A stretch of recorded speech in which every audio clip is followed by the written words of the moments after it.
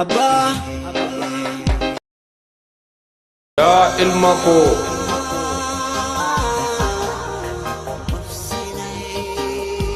या इल्मा को इल्मा dhiigaaf lafee keessa gurra keerra waatu jira moonna keessa duuba yaaddu duuba yaanna sakaleessa atuu beekta argiteetta jirtas kee si barsiisuuf si guddisuuf akkan ta'e ganda jooree liqeeffadhee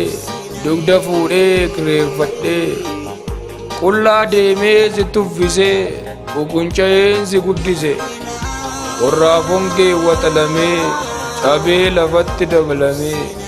qotee ciree aamee dha'ee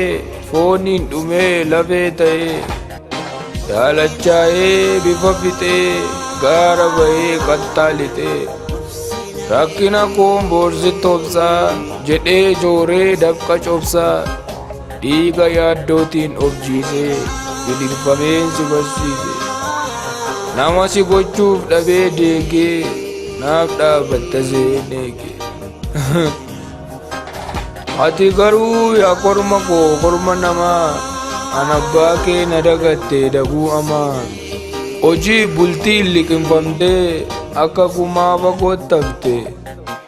imaanaa nyaatte akkattuu nan barbaaddu nan gaafattu cabee meeladhee koon beektu yaa ilma koo sinabaaru siifana wamaleeyfaa haa godhatu jireenyi kee simboobbifa bashannan sittaa tolu jiruu lafaa yooma nyaadhu dhugii quufi aduu saafaa mana keetti naqii taa'i biiffeef soofaa anoommayyuu handaqii gogaa yaabeerrafaa maqaa si dha'u nan dhagaa akka maqaaf reemma keeyyuu maaltu gaa qabda jedhu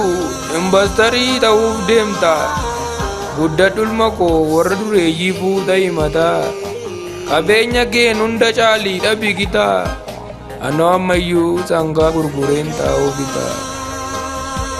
mana abbaa kee qote bulaarraa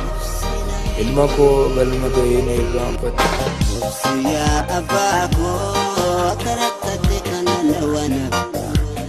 sumaaf dabartii bareedaaf tokko